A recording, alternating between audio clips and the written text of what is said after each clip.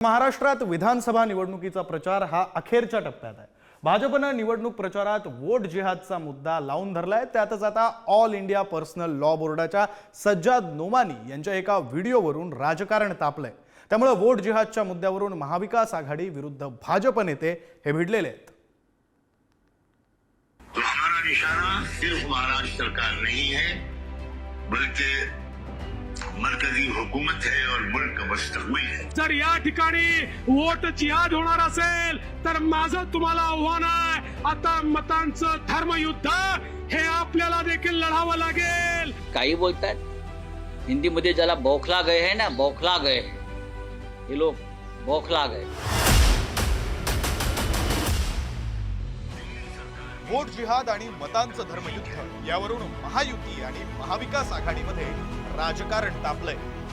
वक्फ बोर्डाचे प्रवक्ते सज्जाद नोमानी यांचा व्हिडिओ भर सभेत ऐकवत देवेंद्र फडणवीस यांनी महाविकास आघाडीला लक्ष केलंय। आणि या वोट जिहाद करता हे त्या उलेमांचे तलवे चाटतायत। जर या ठिकाणी वोट जिहाद होणार असेल तर माझं तुम्हाला आव्हान आहे, आता मतांचं धर्मयुद्ध हे आपल्याला देखील लढावं लागेल। आता एक राहिलो तर सेफ राहो, अगर एक है तो सेफ है। हे काही बोलतात हिंदी मध्ये ज्याला बौखला गए है ना, बौखला गए, ये लोग बौखला गए। यांचं जो मानसिक गोंधळ आहे त्याच्याविषयी आम्हाला चिंता वाटते आणि 23 तारखेच्या निकालानंतर हा गोंधळ अधिक वाढेल। त्यांना कोणत्या प्रकारचे आजार जडतील, वेगळ्या वेगळ्या प्रकारचे, याच्याविषयी मला चिंता वाटते आणि देवेंद्र फडणवीस यांना उपचारांची गरज। भाजप आणि काँग्रेसमध्ये वोट जिहादवरून व्हिडिओ वॉर रंगलय। सज्जाद नोमानींचा व्हिडिओ शेअर करत आशिष शेलारांनी महाविकास आघाडीवर हल्लाबोल केलाय, तर काँग्रेसनं आशिष शेलारांचा जुना व्हिडिओ पोस्ट करत प्रत्युत्तर दिलंय। तो हमारा निशाना सिर्फ महाराष्ट्र सरकार नहीं है बल्कि मरकजी हुकूमत है और मुल्क का मुस्तकबिल है। ये कैसा वोट जिहाद है जिसके सिपह सालार हैं सिपह शरद पवार, जिसके अजीम सिपाहियों में हैं उद्धव ठाकरे, राहुल गांधी, नानाजी पटोले।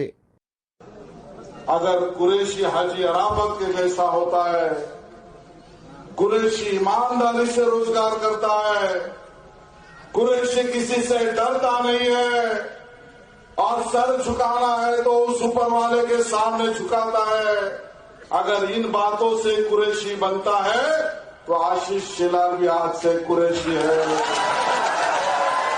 व्हिडिओ टाकलाय, त्या व्हिडिओला त्यांनी चॅलेंज करावं। व्हिडिओमध्ये ते स्पष्ट बोलतायत आणि मग वोट जिहादची भाषा करणार असतील तर भाजप, शिवसेना, रिपाई, एनसीपी आम्ही लोकांनी बांगड्या भरलेल्या नाहीत। तुम्ही हिंदू मुसलमान मध्ये का अडून बसलेलात? तुम्हाला लोक मतदान करणार नाहीत म्हणून मत विभाजन करायचा जो प्रयत्न तुमचा जो चाललेला आहे आणि तुमचा हा आजचा धंदा नाही आहे। हिंदू मुसलमान जेव्हा जेव्हा निवडणूक येतात त्यावेळेस तुम्हाला हिंदू मुसलमान, आणि ज्यावेळेस ईद येते तर मुसलमानाकडे बिर्याणी खायला तुम्हीच जाता। लोकसभा निवडणुकीत भाजपला साथ दिलेल्यांचं सोशल बॉयकॉट करा असं आवाहन सज्जाद नोमानींनी केलंय। या प्रकरणी किरीट सोमय्यांनी निवडणूक आयोगाला पत्र लिहित नोमानींवर कारवाईची मागणी केली आहे। मौलाना खलीलुर रहमान सज्जाद नोमानी सांगतात कि जो लोग बीजेपी का काम करते हैं ऐसे मुस्लिम को सोशल बॉयकॉट करो, उनका हुक्का पानी बंद करो।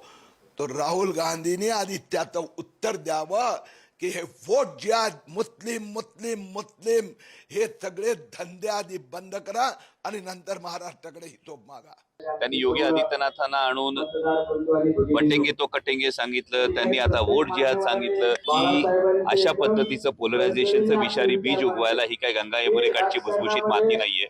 आज सह्याद्रीचा काळा पत्थर आहे। इथं 18 पगड जातीच्या लोकांना एकत्र घेऊन छत्रपती शिवाजी महाराजांनी स्वराज्याचं स्वप्न उभं केलं होतं।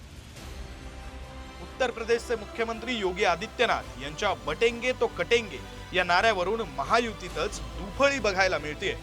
अजित पवार, काँग्रेसमधून भाजपवासी झालेले अशोक चव्हाण हे बटेंगे तो कटेंगे या विधानाशी असहमती दर्शवतायत। बटेंगे तो कटेंगे असली काहीतरी घोषणा केली. मी त्यांना सांगितलं ही घोषणा शिवशाहू फुले आंबेडकरांच्या महाराष्ट्राला चालणार नाही. त्यामध्ये आम्ही सगळे युगपुरुष छत्रपती शिवाजी महाराज यांच्या विचारांनी पुढे चाललो. या राज्याच्या या निवडणुकीमध्ये बटेंगे आणि कटेंगे काय कारण आहे?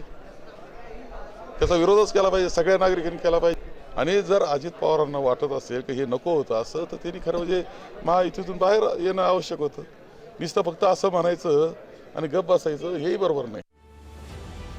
प्रचाराच्या शेवटच्या टप्प्यात विधानसभा निवडणुकीत धार्मिक रंग चढलाय. मुस्लिम धर्मगुरूंनी वोट जिहादचा नारा देत महाविकास आघाडीला मतदान करण्याचं आवाहन केलंय. तर या विरोधात भाजपनं एक है तो सेफ है हा नारा दिलाय. त्यामुळं मुस्लिम असो वा हिंदू वोट बँकेचं ध्रुवीकरण कोणाला फायद्याचं ठरणार हे निकालानंतर स्पष्ट होईल. ब्युरो रिपोर्ट, पुढारी न्यूज.